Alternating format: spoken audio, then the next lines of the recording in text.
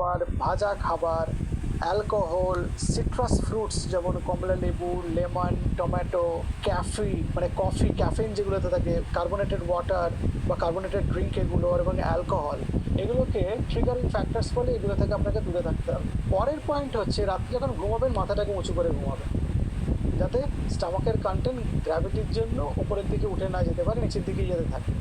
এবং যখন ঘুমাবেন বাঁ দিকে কাঁধে ঘুমাবেন, কারণ ইসোফেগাস স্টামাকের ডান দিক থেকে ইনসার্টেড হয়, ফলে আপনি যদি বাঁ দিকে কাঁধে ঘুমান তাহলে স্টামাকের কন্টেন্ট ইসোফেগাসের মধ্যে ঢুকতে পারে না, ফলে আপনি রিফ্লাক্স থেকে বেশি যাবেন। খাবার পরে সোজা হয়ে থাকবেন অনেকক্ষণ, মানে শুয়ে থাকবেন না, বসে থাকবেন বা হাঁটাচলা করুন, তাতে কিছুটা খাবার ডাইজেশনের নিচের দিকে নেমে গেলে আপনার রিফ্লাক্স হবে না, অ্যাসিডিটি অনেকটা কমে যায়। অ্যালকোহল এবং টোব্যাকো ইনটেক করা তো আমি কমাতেই বলি, তাতে অ্যাসিডিটি এগুলো অনেকটা কমে যায়, আমি বহু ভিডিওতে বলেছি। এবং যেটা শেষ আপনাদের অ্যাডভাইস সেটা হচ্ছে ওজন কমান।